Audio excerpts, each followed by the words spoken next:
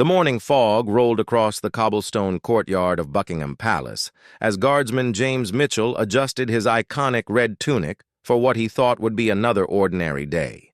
Standing at attention beside the palace gates, his black bearskin hat perfectly positioned, James had mastered the art of remaining motionless for hours.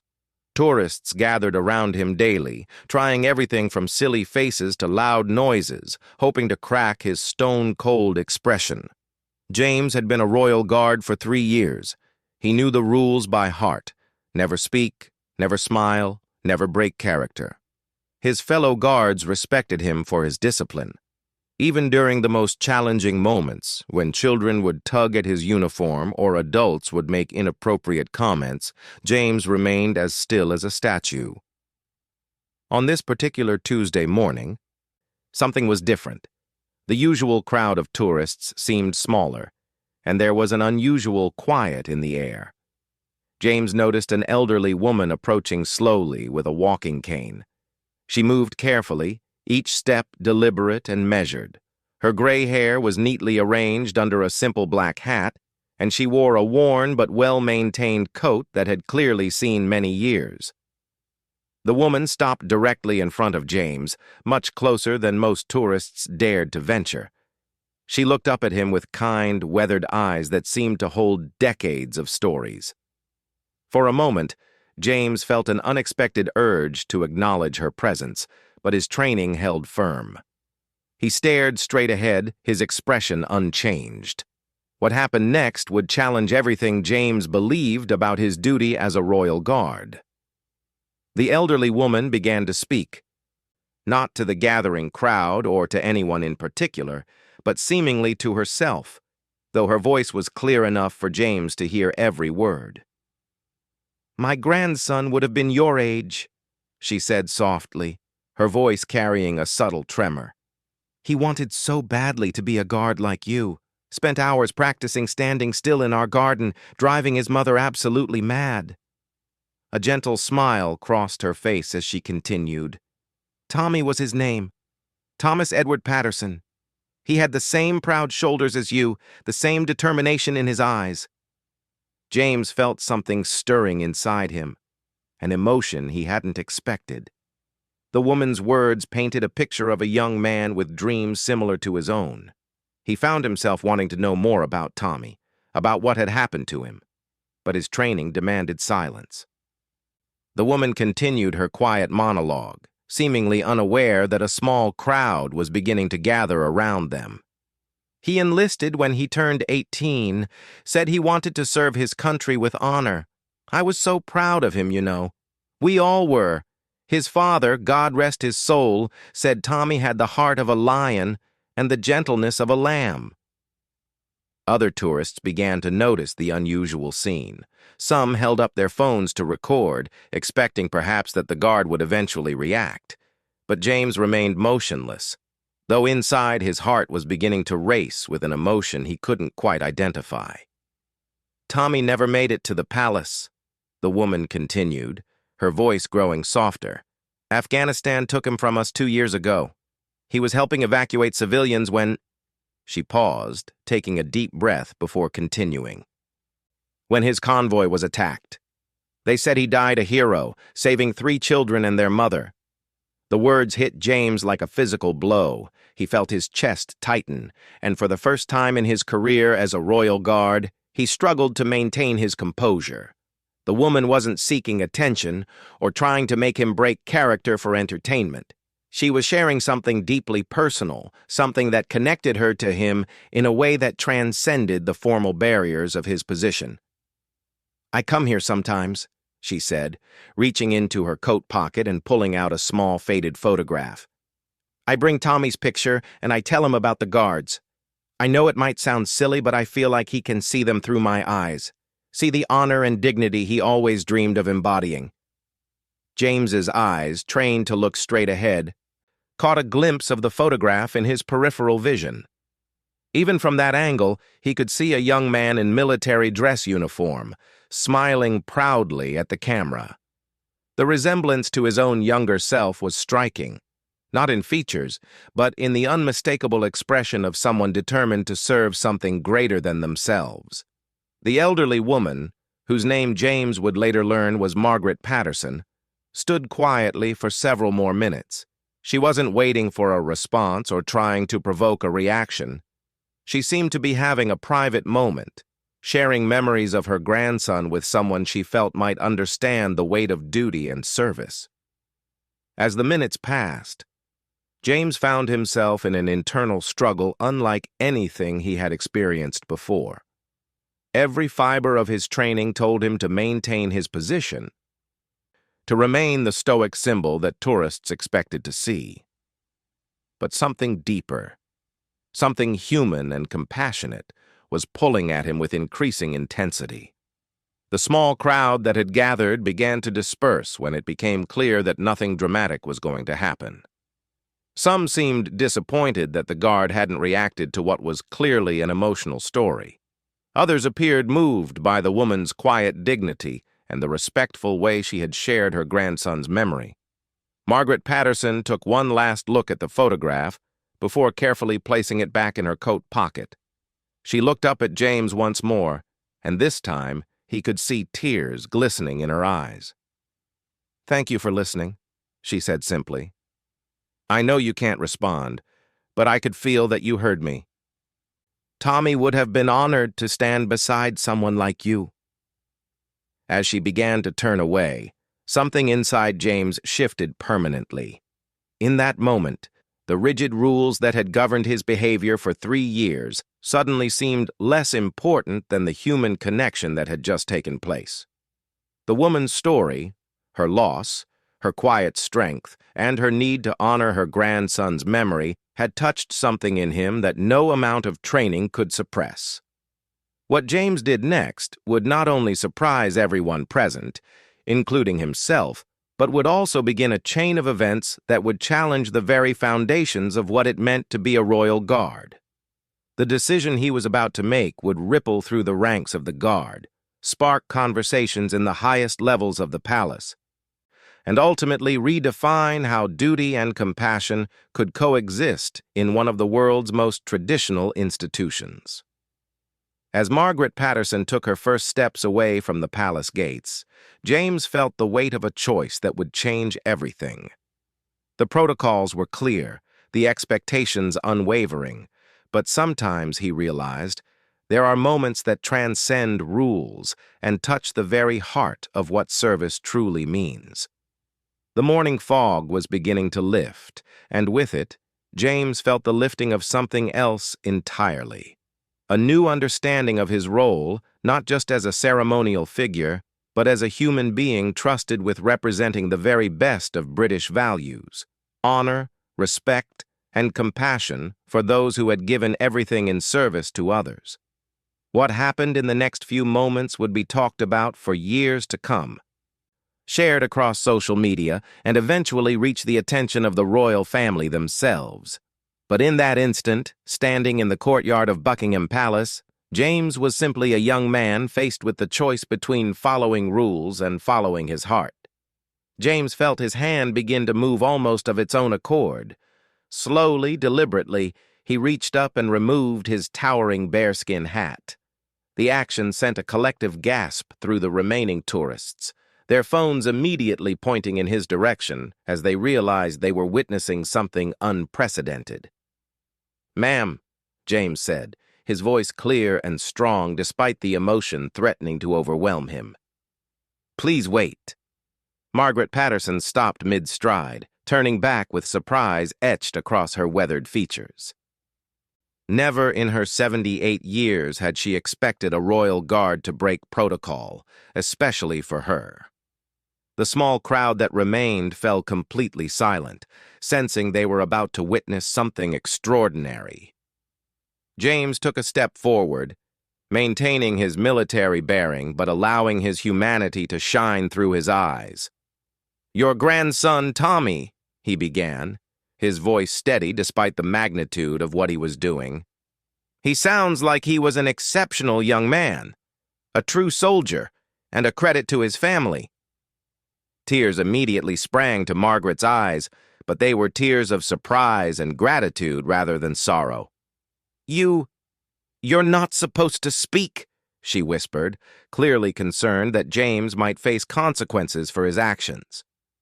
"You're absolutely right, ma'am," James replied with a gentle smile.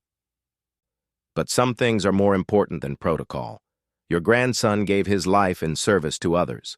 The very least I can do is acknowledge that sacrifice and honor his memory properly." What happened next surprised everyone, including James himself. He came to attention and delivered a crisp military salute, holding it for a full 10 seconds while looking directly at Margaret.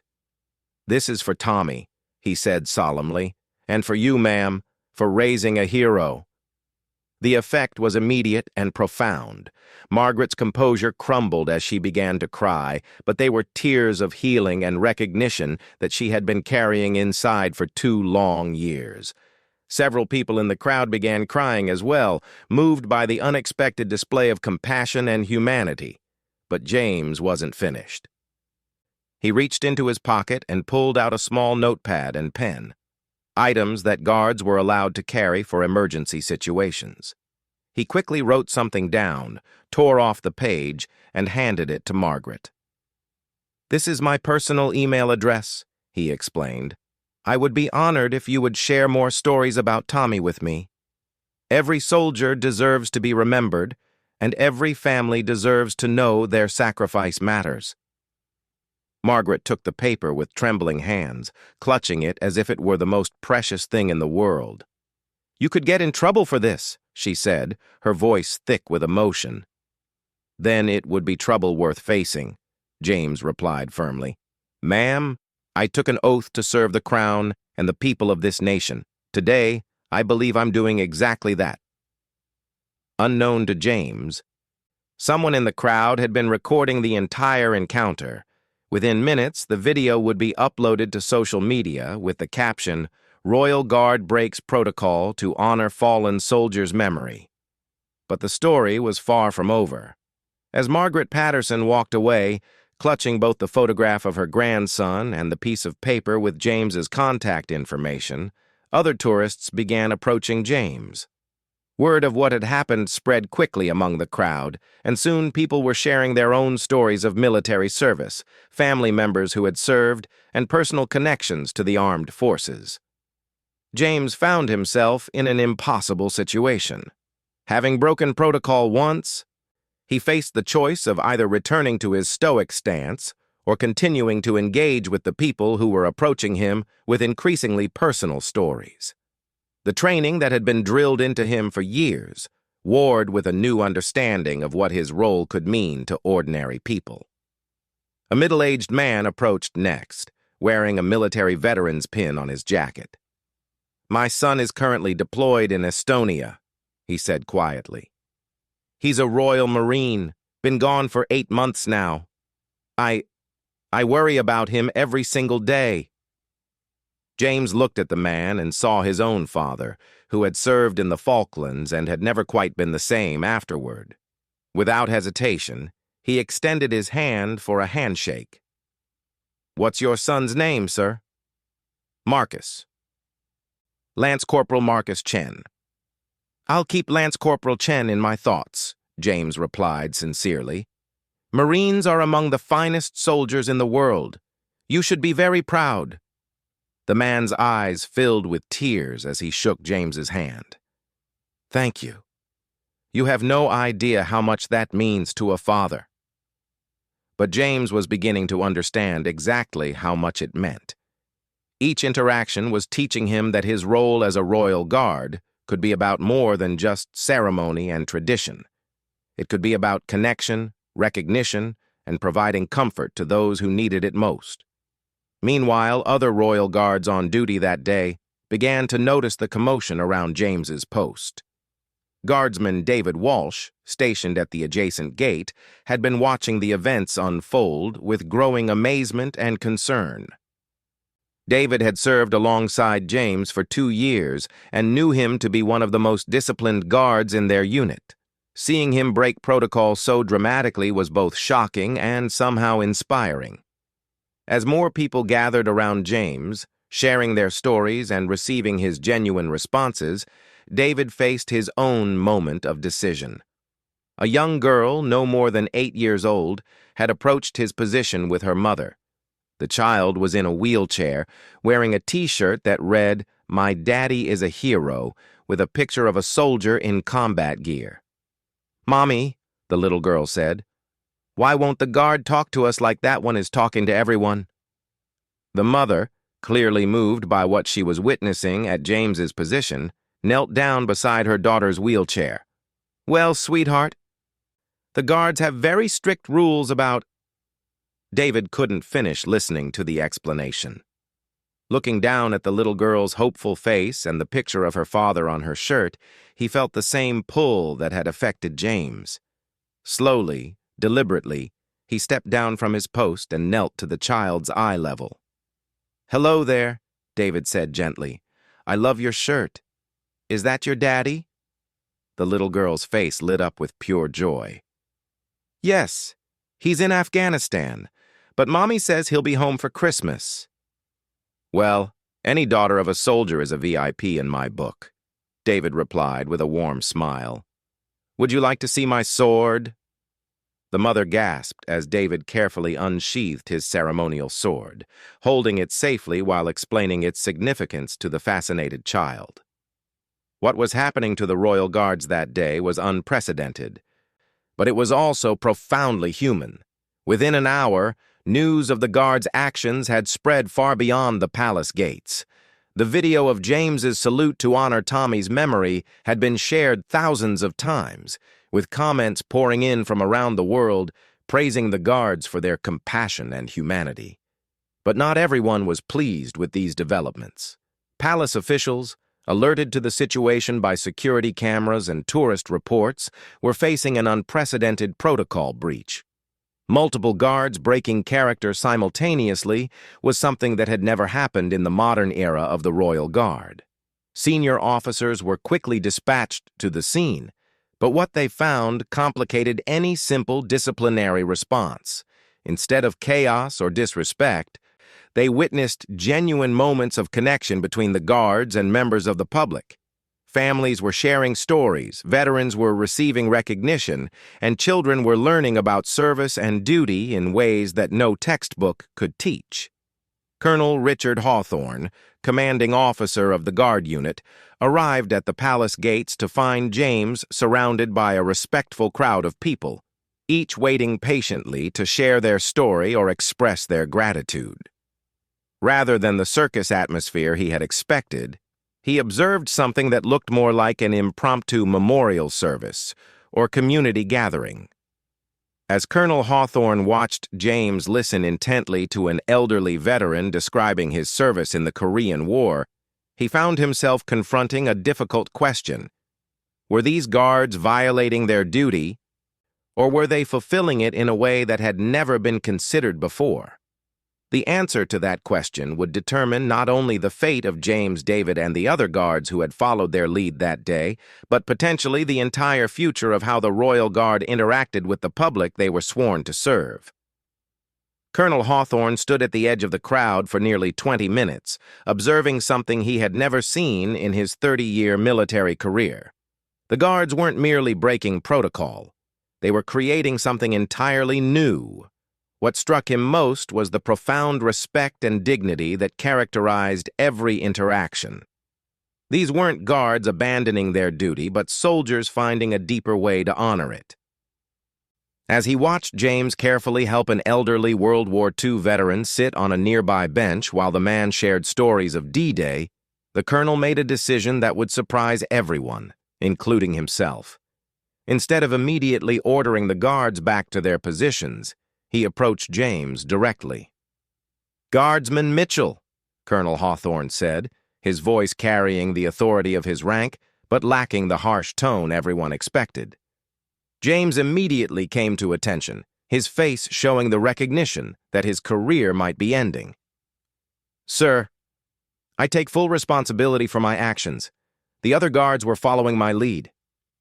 "At ease, guardsman," the colonel replied, then did something unprecedented. He turned to the elderly veteran James had been assisting. Sir, I understand you were sharing some experiences from the war? The veteran, surprised to see such a high-ranking officer engaging with him, straightened as much as his aged frame would allow. Yes, sir. I was telling the young guardsman here about my unit's landing at Normandy. Seemed like he genuinely wanted to hear it. Colonel Hawthorne found himself genuinely interested. What unit were you with, sir? 3rd Infantry Division, sir. We went in on Omaha Beach on D-Day +1. Lost a lot of good men that week, but we did what needed doing. The colonel, whose own grandfather had served in the same division, felt a connection that transcended military protocol. My grandfather served with the 3rd Infantry, said it was the finest group of soldiers he ever knew. What followed was a conversation that would reshape how the Royal Guard understood their role. As word spread that even the commanding officer was engaging with the public, something remarkable began to happen. The atmosphere around the palace gates transformed from one of rigid formality to one of living memorial and active service. Margaret Patterson, who had started it all, returned later that afternoon with a small group from her local veterans support group. She had spent the morning sharing her experience with friends who had also lost family members in service, and they had asked if they could come see the guards who had shown such unexpected compassion. James was still on duty when Margaret returned, though the entire protocol had evolved throughout the day. Guards were now taking scheduled breaks to speak with visitors while maintaining their formal positions during designated periods. It was an entirely new approach that balanced tradition with human connection. I brought some friends, Margaret said simply as she approached James. They have their own stories to share if you're willing to listen. What followed was perhaps the most moving hour in the history of the Royal Guard. One by one, family members of fallen soldiers, veterans from conflicts spanning 7 decades, and active military families shared their stories with guards who listened with genuine attention and respect. David, the guard who had shown his sword to the little girl in the wheelchair, found himself speaking with the child's mother about the challenges of military families. The woman explained that her daughter hadn't spoken much since her father's deployment, but that David's kindness had been the first time she'd seen her child truly smile in months. "You've given her something precious today," the mother said. "You've shown her that the soldiers protecting us are real people who care about families like ours." By late afternoon, word of the day's events had reached the highest levels of the royal household. Palace communications staff were fielding calls from news organizations around the world, all wanting to understand what was being called the most human moment in Royal Guard history. The video of James's salute to honor Tommy's memory had been viewed millions of times, but it was the subsequent videos showing guards engaging compassionately with veterans, military families, and children that truly captured international attention. Comments poured in from serving military personnel around the world, praising the guards for showing that strength and compassion could coexist. Senior palace officials faced an unprecedented situation. The guards had clearly violated established protocol, but the public response was overwhelmingly positive. More importantly, the interactions demonstrated values that were deeply aligned with the royal family's own commitment to honoring military service and supporting veterans. The breakthrough came when Prince William, himself a former military helicopter pilot, arrived unannounced at the palace gates late that afternoon. He had been following the story through social media and wanted to see the situation firsthand. What he found was James speaking quietly with a group of young military cadets who had come to meet the guards after hearing about the day's events. The prince listened as James explained the meaning behind the guards' uniform, the history of their service, and the honor they felt in representing the crown and the nation. "Your Royal Highness," James said when he noticed the prince's arrival, immediately coming to attention. "Please, continue what you were doing," Prince William replied. "I'm here to listen, not to interrupt." The prince spent over an hour with the guards and the visitors who had gathered. He spoke with Margaret Patterson about her grandson, thanked the World War II veteran for his service, and even posed for pictures with the little girl in the wheelchair, who was absolutely thrilled to meet a real prince. Most importantly, Prince William listened as James and David explained their reasoning for breaking protocol. They spoke about their belief that their role should include honoring those who served and providing comfort to military families, not just standing silently while people in need walked past them. "We never intended to disrespect our position or the crown," James explained. "We simply felt that sometimes showing compassion is the highest form of service we can provide." Prince William, who had seen firsthand the struggles of military families during his own service, understood completely. "What you've done today represents the very best of what the Royal Guard should be," he told them. "You've shown that tradition and humanity are not opposing forces but complementary ones." The prince's endorsement changed everything. Within days, new guidelines were established for the Royal Guard that balanced their traditional ceremonial role with opportunities for meaningful public engagement. Guards would still maintain their formal positions during designated times, but structured periods were created for them to interact with veterans, military families, and others who sought connection with those who served. Margaret Patterson received a personal invitation to a ceremony at Buckingham Palace where Tommy's service was officially recognized. James was there in full dress uniform, and he personally presented Margaret with a memorial certificate honoring her grandson's sacrifice. The little girl in the wheelchair became a regular visitor to the palace, often bringing drawings for her favorite guards. Her father, when he returned from deployment, was amazed to find that his daughter had formed friendships with royal guards who remembered her name and asked about his service. David was later selected to help establish a new program connecting royal guards with local schools, where they shared stories about service, duty, and the importance of honoring those who serve.